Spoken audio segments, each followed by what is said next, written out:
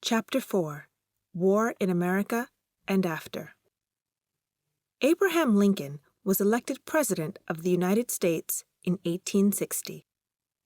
He wanted to end slavery in America, but the South wanted to keep their slaves. So 7 Southern states decided to leave the United States of America. The North and South went to war in 1861. More than 180,000 black soldiers fought for the North. In 5 years of terrible fighting, more than 500,000 soldiers on both sides were killed. The North won the war, and slavery in the South ended in 1865. Now there were no more black slaves in America. But black people in the South did not have the same rights as white people. Blacks could not go to white schools, and there were very few schools for blacks. Blacks could not go to the same shops or restaurants as whites. When blacks did try to get their rights, whites often answered them with violence. Most whites in the South were angry that they had lost the war. They did not agree with the end of slavery or with equal rights for blacks. In 1867, a group of soldiers in the southern state of Georgia started a secret organization to fight against black rights. This organization was called the Ku Klux Klan. They wanted to frighten blacks and stop them from voting in elections. Klansmen dressed in white clothes and covered their faces so nobody could see who they were. Sometimes they took black people out of their homes and beat them or killed them. They also burned the schools, homes, and churches of black people. In the 1890s, more than 1,000 blacks were killed by whites in the South. Most blacks were too frightened to tell the police because many policemen in the South actually belonged to the Klan. Early in the 20th century, more than 4 million whites belonged to the Ku Klux Klan. Now that blacks were not slaves, they were free to move out of the South. Thousands of blacks left the South and moved to northern cities like Chicago and Detroit. There was more freedom for blacks in the North, and there was work for them in the factories. By the beginning of the 20th century, a quarter of blacks lived outside the South, mostly in big northern cities.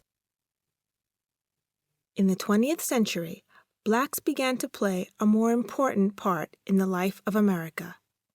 New schools and universities for blacks opened. Jazz, the music of black people, became popular all over the world. Harlem, a black neighborhood of New York City, became the center for black musicians like Duke Ellington and black writers like Langston Hughes. Paul Robeson was a famous black singer and actor. He sang about the troubles of black people. But many whites were angry when he appeared in Shakespeare's play Othello with a white actress as his wife. There were many black sportsmen.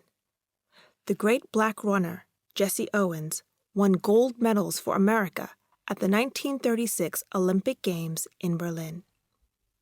As Hitler and other Nazi leaders watched, Owens beat the best white runners. The boxer, Joe Louis, was born into a poor black family in Alabama in 1914 and was taken to Detroit when he was 10 years old. In 1937, he became the world boxing champion. His greatest fight was against the German boxer Max Schmeling. Louis had lost to Schmeling in their first fight. When Schmeling returned to Germany, he was called a hero by the Nazis. Hitler himself said that because Schmeling had won, whites were stronger than blacks. When Louis beat Schmeling in 1938, blacks all over America were wildly happy. Joe Louis fought 20 times as world champion and was never beaten. But once again, the greatest changes in the lives of black people came from a war. In 1941, America entered the Second World War. Black soldiers fought bravely for their country, but the American army was segregated. Black soldiers did not fight beside white soldiers, and they were not treated as well as white soldiers. When black soldiers protested about this, there were often fights between black soldiers and white soldiers. When these black soldiers returned to America, they wanted equal rights for themselves. In some of the countries they had visited, black people had the same rights as white people and were treated fairly. After the war, even more blacks moved to the north and became richer. Some things got better. Black workers in 1950 were paid twice as much as black workers in 1940, and more blacks began to go to university. But black Americans got much less money than white Americans, even when they were doing the same jobs.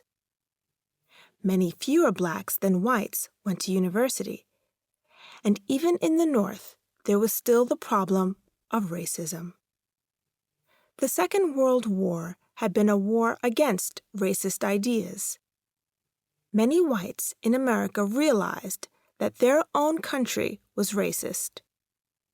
Blacks began to vote, and white politicians began to listen to them.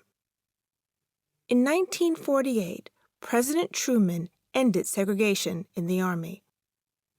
In 1954, a new law said that blacks and whites must go to the same schools and learn together.